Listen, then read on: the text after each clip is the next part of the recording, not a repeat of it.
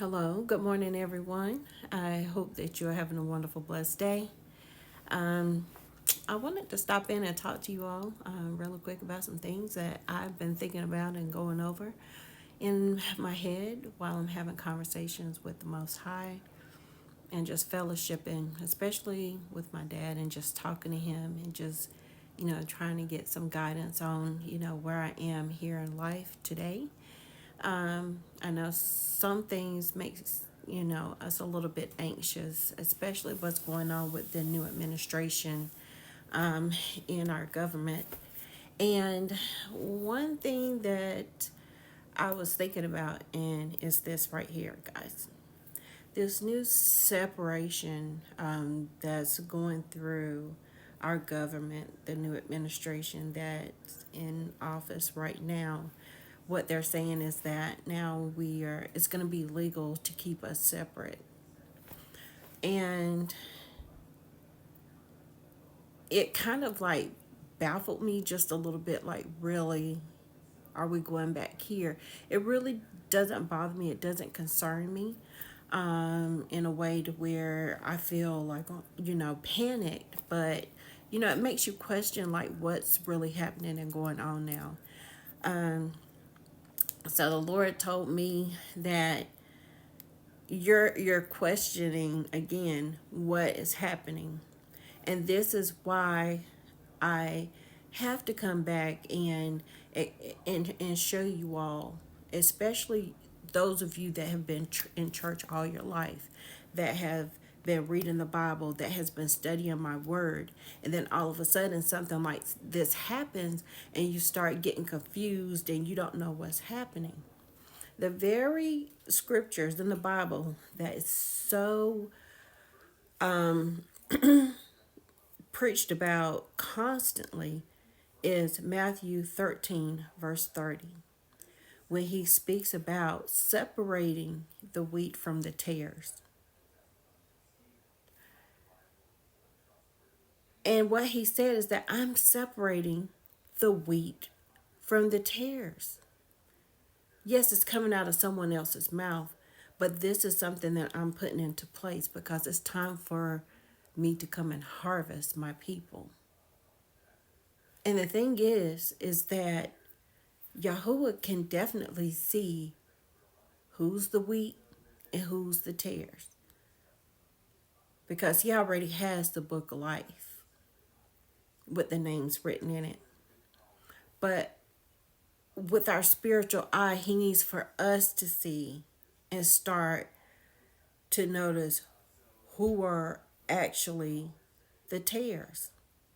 Because when you have a garden and you're growing and you're trying to produce good, fruit, good vegetation, good, flowers,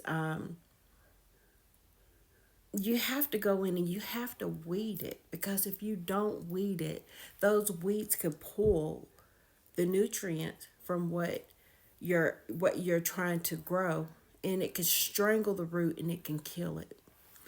So you have to go out there and you have to constantly keep weeding and pulling it out so that you can get good fruit. And one thing the Bible also speaks about is that you will know a man by the fruit that he bears. And a weed, a tear, cannot bear fruit. The only thing it can do is continuously keep pulling from that garden until it eventually destroys it. And then your garden is full of nothing but weeds. And see, the Most High said he's not going to let that happen. He is going to harvest his good fruit.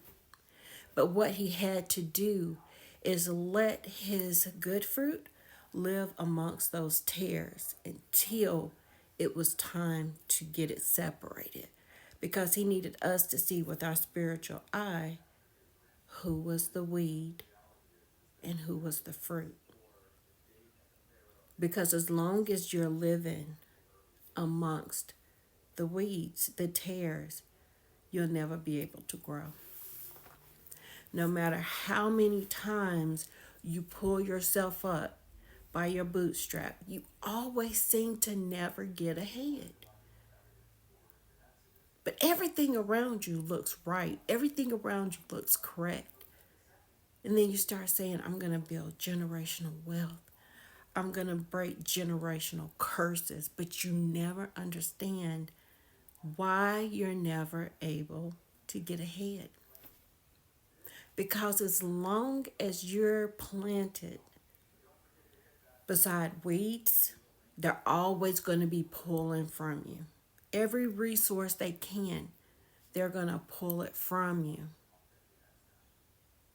Every time you get a bonus, every time you get paid, taxes are just constantly coming out of your check. You go to the doctor because you feel fatigued. They start putting medication on you that gives you about 5 other ailments just from taking that medication. And now you're sick. You want to break generational curses. And so when you go home from work, you want to go into a nice, loving home, but everybody in there is so frustrated. And I could go on and on. When you have someone that's constantly pulling from you every single day, pulling your energy, pulling your resources, and they're growing and getting stronger and stronger. And the only thing you're doing is getting weaker and weaker. But you don't know why. Until you go out there and pull from your garden and you're looking at, I'm giving it fertilizer, I'm watering it every day, but my garden just seems not to grow. But then when you go in and start studying different things that's growing in your garden, oh my goodness, that was a beautiful flower, but it's actually a weed.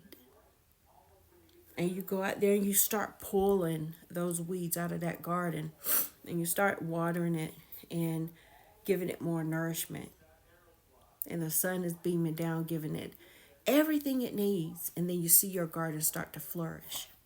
That's because you went out there and you pulled those tares and those weeds out of your garden. Now your garden can breathe and it can grow and absorb all of the nutrients on its own. But whenever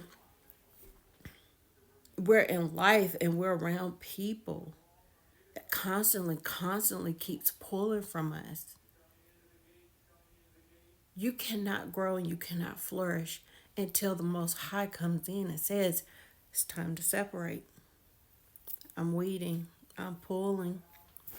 This may not look right to you. That flower in your garden was very beautiful, but you figured out that it was actually a weed.